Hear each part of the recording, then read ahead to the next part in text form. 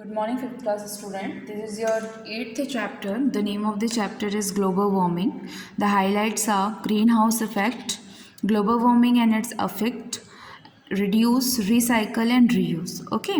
So dear children, smoke and dust from factories and vehicles pollute air and make it dirty.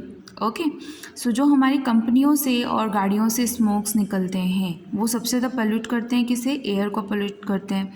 Polluted air is harmful for all living organism. जो एक हवा होती है वो सारे living organism के लिए यूज़फुल है, just like animals, human beings और प्लांट्स, इंसेक्ट्स, व्हाटएवर. ठीक है, सभी के लिए यूज़फुल होती है और अगर वही पोल्यूटेड है तो वो हमारे लिए हार्मफुल है.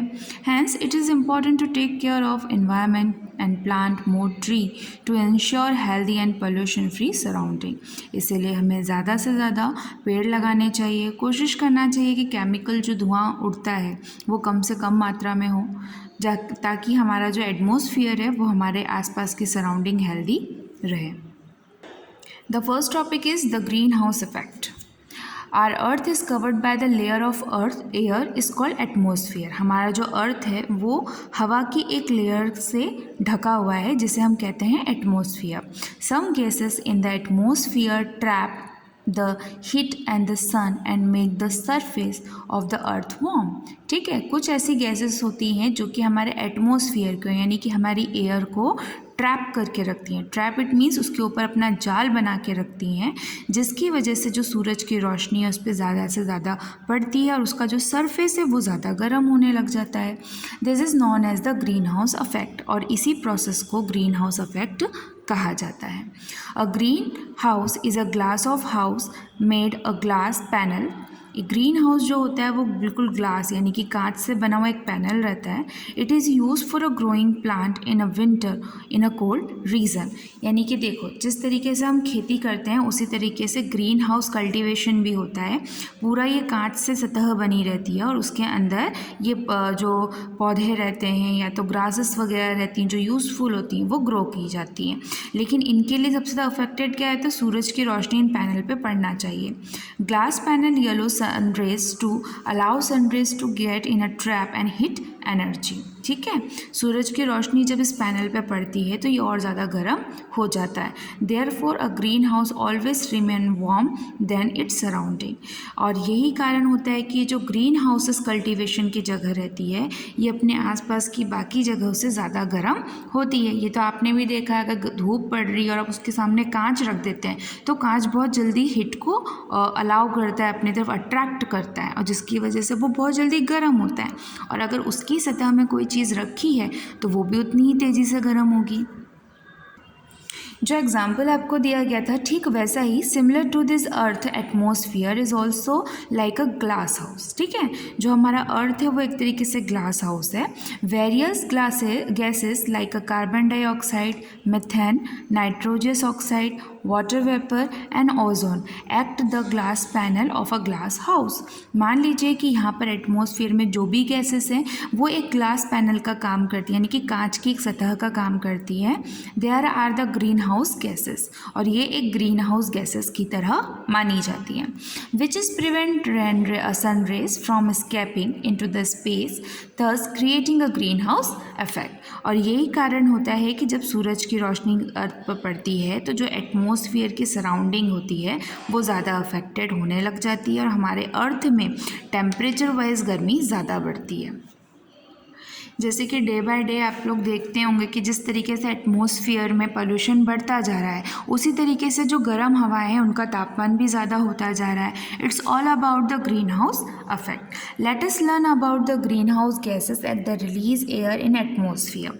अब ग्रीन हाउस में कौन कौन सी गैसेस पाई जाती हैं और वो हमारी एटमॉस्फेयर में कैसे रिलीज होती हैं, कैसे मिक्स होती हैं, वो हम डिटेल में पढ़ेंगे. फर्स्ट इज कार्बन डाइऑक्साइड जिसे आप CO2 भी कहते हैं. This gas is expelled by the human beings and animals during respiration. अब इसका संचार कैसे होता है?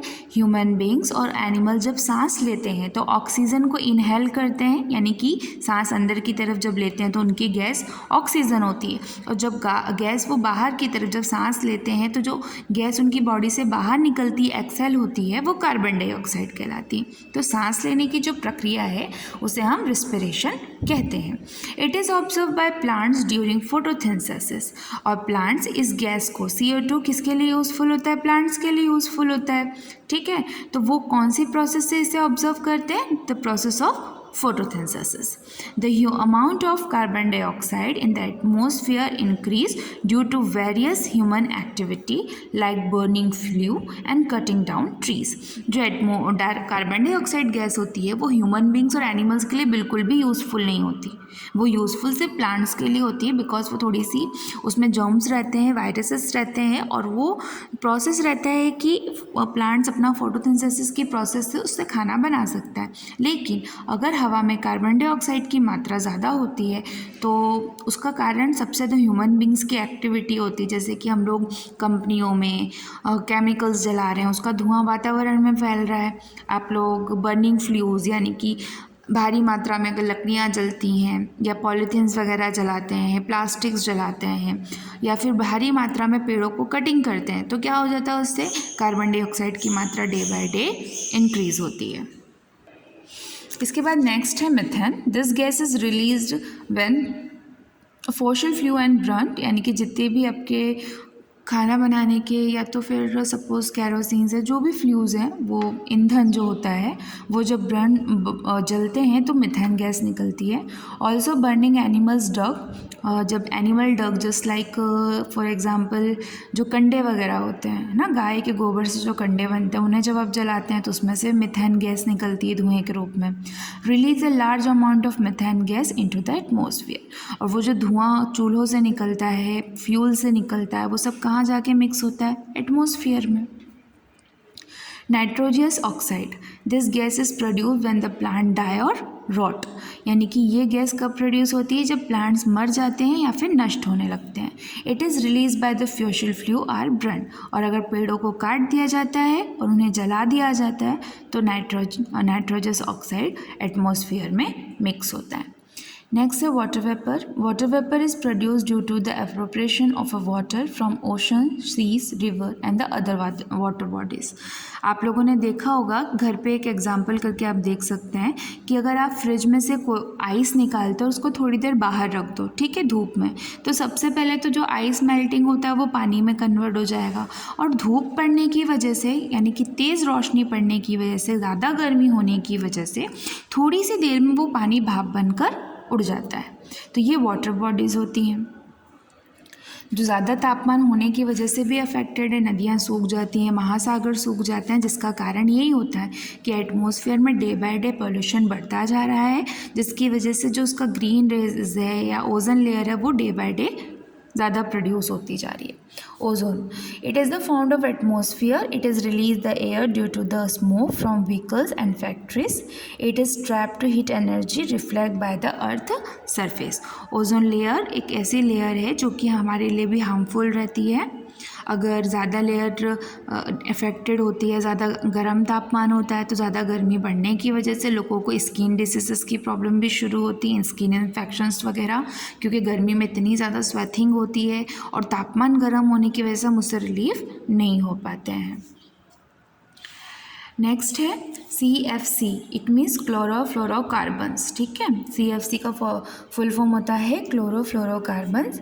This green house gas is mainly released into the atmosphere due of leak gases in the air conditioner, refrigerator and many industrial equipment means जैसे कि आपके electronic items होते हैं जिनमें से हवा निकलती है। जब आप रेफ्रिजरेटर, इट मीन्स फ्रिज खोलते हो तो देखते हो ना उसमें से ठंडी ठंडी हवा निकलती है, वो गैस होती है एक्चुअली क्लोरोफ्लोरोकार्बन। जो एयर कंडीशनर होता है उसमें भी जो आप देखते होंगे कि जब AC चलता है तो AC में क्या होता है, आप जितना टेम्परेचर उसका सेट करते हो उस हिसाब से गर्म या फिर ठंडा कमरा हो जाता है, बट उसमें जो एयर निकलती है ना वो क्लोरोफ्लोरोकार्बन होती है जो हमारे एटमॉस्फेयर में मिक्स होती है। एक तरीके से वो यूज़फुल है, बट अगर ज़्यादा मात्रा में हो तो वो हमारे लिए हार्मफुल भी हो जाती है। So students, today we discuss about this first topic. In the next lecture, we discuss about the global warming and its effect. Have a good day.